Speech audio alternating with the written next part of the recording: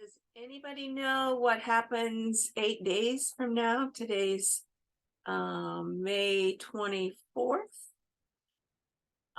It's the first day of hurricane season. Excuse me. And we have a lot to do. When the very first thing we want to talk about is your insurance. That's the most important thing because a lot of policies want you to have your insurance in place before your hurricane season to even cover you for it. So you need to get your insurance policies out, have a look at them, and see what they say. You should have a flood insurance policy, a homeowner's insurance policy, and I don't know what else you might have in your home. But get them out, make sure they're up to date, make sure you know what to do in those things. That's really the first thing. Because of the fact that some of them have time restraints on it, you need to look now. 75% of flash floods happen between April and September. In Florida, that goes a little bit longer than that. It does not have to be during a hurricane to have a flood. FEMA says all you need is 3 inches flood that gets into your house, and you're replacing the floors and the baseboards. So that's a lot of money right there. So get your insurance policies out, have a look at them, and most of them you'll find that the homeowners only cover, like if your sink overflows, your bathtub overflows, but nothing that comes from outside into your home. So check for that.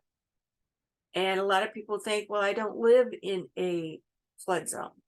That doesn't matter, and especially not now because they changed the rules.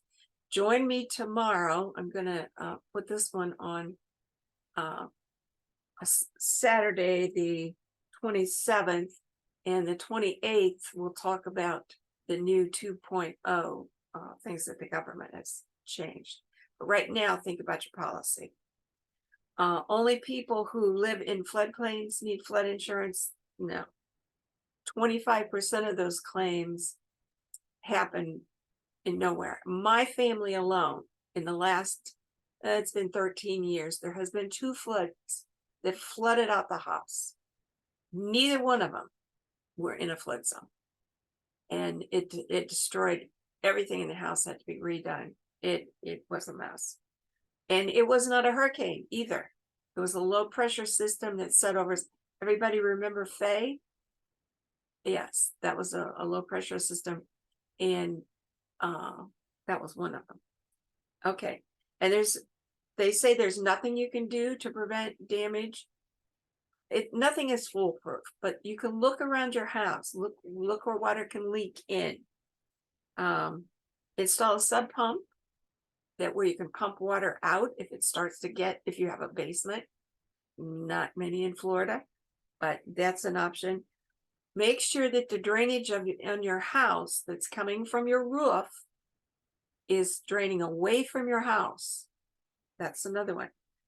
You can install sensors that give you alerts. They have those now.